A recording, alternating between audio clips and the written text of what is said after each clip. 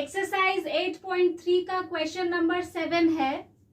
Question number 7 का first part है, chalk contains calcium, carbon and oxygen in the ratio of 10:3:12. Find the percent of carbon in chalk. Question में कहा गया है कि एक जो चॉक स्टिक होता है, जो कि आप स्कूल में देखते होंगे, आपके टीचर जो है इस प्रकार का चॉक स्टिक यूज करते हैं, चॉक यूज करते हैं, उसमें कैल्शियम होता है 10%। कैल्शियम, कार्बन और ऑक्सीजन ये तीनों ही 10:3:12 के फॉर्म में होते हैं। तो फर्स्ट पार्ट में हमसे कहा गया है find the percent of carbon in chalk. तो कार्बन का कितना परसेंट होता है चॉक में, ये फाइंड कीजिए। परसेंट लिखा हो चाहे परसेंट का सिंबल लिखा हो, मीनिंग एक है कि हमें परसेंट फाइंड करना है, यानी प्रतिशत फाइंड करना है। तो सबसे पहले इस क्वेश्चन का फर्स्ट पार्ट सॉल्व करते हैं। इस क्वेश्चन में सबसे पहले जो गिवन है उसे लिख लेते हैं। जैसे इसमें लिखा है calcium ratio carbon ratio oxygen, calcium ratio carbon ratio oxygen. मैंने इन्हें रेशो के फॉर्म में लिख लिया है क्योंकि इनका रेशो इस तरह से दिया हुआ है 10:3:12। ठीक है, ये इनका रेशो है। तो सबसे पहले इस क्वेश्चन में हम चॉक के टोटल पार्ट्स फाइंड करेंगे। So total parts is equal to 10 + 3 + 12। इनके पार्ट्स को ऐड कर लेंगे। सो 2 + 3 होता है 5, 5 + 0 इज इक्वल टू 5, 1 + 1 हो गया 2, यानी 25। यानी चॉक के टोटल पार्ट्स हो गए 25। इस क्वेश्चन में हमें परसेंटेज ऑफ कार्बन फाइंड करने के लिए कहा गया है, तो हम सीधा फ्रैक्शन ऑफ कार्बन फाइंड करेंगे। Fraction of carbon is equal to, तो कार्बन कितना है, कार्बन का पार्ट है 3 आउट ऑफ 25। इसीलिए हमने इस 25 को फाइंड किया है, क्योंकि 3 किस में से है, 3 टोटल में से है। टोटल कितना है 25, सो 3 आउट ऑफ 25। ठीक है, तो ये तो फ्रैक्शन में हो गया। अब क्या हमें निकालना है, हमें निकालना है percent of carbon. So percent of carbon is equal to, carbon का प्रतिशत है 3/25 मल्टीप्लाइड बाय 100। सो 25 100 को कैंसिल कर देगा 4 पे, और 4 3 होता है 12, और ये 12 क्या है, ये 12% है। तो ये हमारा फर्स्ट का आंसर है। चॉक में कार्बन का जो परसेंट होता है वो होता है 12%। इस क्वेश्चन का सेकंड पार्ट है, if in a stick of chalk carbon is 3 ग्राम। अगर एक ये जो चॉक का स्टिक होता है, इस चॉक के स्टिक में कार्बन जो है वो 3 ग्राम है। ठीक है, कार्बन 3 ग्राम है। What is the weight of chalk stick, तो चॉक स्टिक का वेट कितना है। अभी हमने कार्बन का प्रतिशत फाइंड किया था जो था 12%।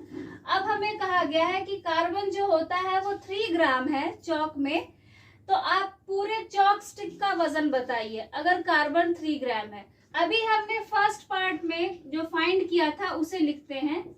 पार्ट सेकंड सॉल्व हो रहा है, लेकिन फर्स्ट का रेफरेंस लेते हुए सॉल्व हो रहा है। अभी हमने फाइंड किया था कि कार्बन जो होता है वो 12% होता है पूरे चॉक का, टोटल चॉक का। तो सबसे पहले जो हमने फाइंड किया है वो लिखते हैं 12% of total chalk is equal to carbon. Total chalk का 12% कार्बन होता है। 12% of total chalk is equal to, question में कहा गया है कि कार्बन जो है वो 3 ग्राम होता है, तो मैं कार्बन की जगह 3 ग्राम भी लिख सकती हूँ, क्योंकि हमें यही तो कहा गया है कि जो कार्बन होता है वो चॉक में 3 ग्राम है। परसेंट में 12 है, ग्राम्स में 3 है, तो मैं यहाँ पे 3 लिख सकती हूँ, 3 ग्राम लिख सकती हूँ। अब हमें ये तो पता ही नहीं है कि टोटल चॉक कितने ग्राम होता है, ये तो हमें नहीं मालूम, तो इसे हम लेट करके सॉल्व करेंगे। So let the weight of total chalk is equal to x, x gram और एक्स कुछ भी आप एक्स अज्यूम कर सकते हैं कि टोटल जो वेट है चौक का वो एक्स होता है, क्योंकि हमें पता तो है नहीं कि कितना होता है, सिर्फ कार्बन बताया कि 3 ग्राम होता है, तो टोटल चौक का जो वेट है वो एक्स है। अब हमें ये पता है कि 12% ऑफ टोटल चौक जो होता है वो 3 ग्राम होता है, तो इसका एक स्टेटमेंट बनाते हैं, 12% of total chalk is equal to 3 gram. ये जो स्टेटमेंट है इसे मैंने फिर से यहाँ लिखा है।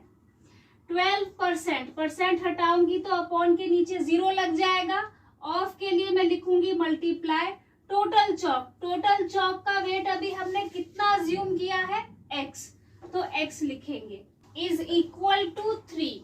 ठीक है, ग्राम को भी रहने देते हैं, ग्राम को यहाँ पर लिख के आप बेवजह कंफ्यूज हो जाएंगे। हमें एक स्टेटमेंट बनाना है, एक इक्वेशन बनाना है। इक्वेशन में ग्राम्स और यूनिट्स नहीं लिखते हैं, वो आप लास्ट में लिख लेंगे। हमें ये पता है ना कि कार्बन 3 ग्राम है और हमने टोटल वेट जो है चौक का उसको x माना है, तो ये x ग्राम ही है, आपको ग्राम लिखने की कोई जरूरत नहीं है। तो अब हमने ये इक्वेशन बना लिया है, 12/100 multiplied by x is equal to 3। चलिए अब इसे आगे सॉल्व करते हैं। x को इधर ही रहने देंगे, 3 को भी एज इट इज रहने देंगे, x is equal to 3 as it is रहेगा। 100 जो कि डिवाइड हो रहा था वो यहाँ मल्टीप्लाई हो जाएगा, और 12 जो कि मल्टीप्लाई हो रहा था x के साथ वो इधर आके डिवाइड हो जाएगा।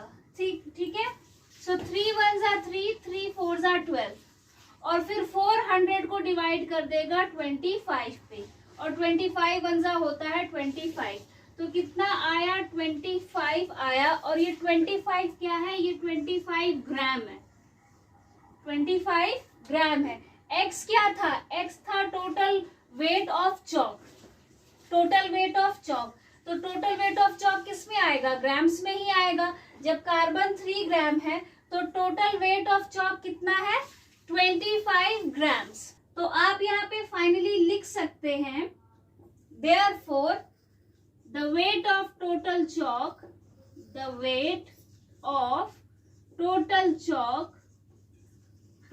चौक is equal to 25 grams. Chalk की, टोटल चौक का जो वेट है, जो वजन है वो है 25 ग्राम।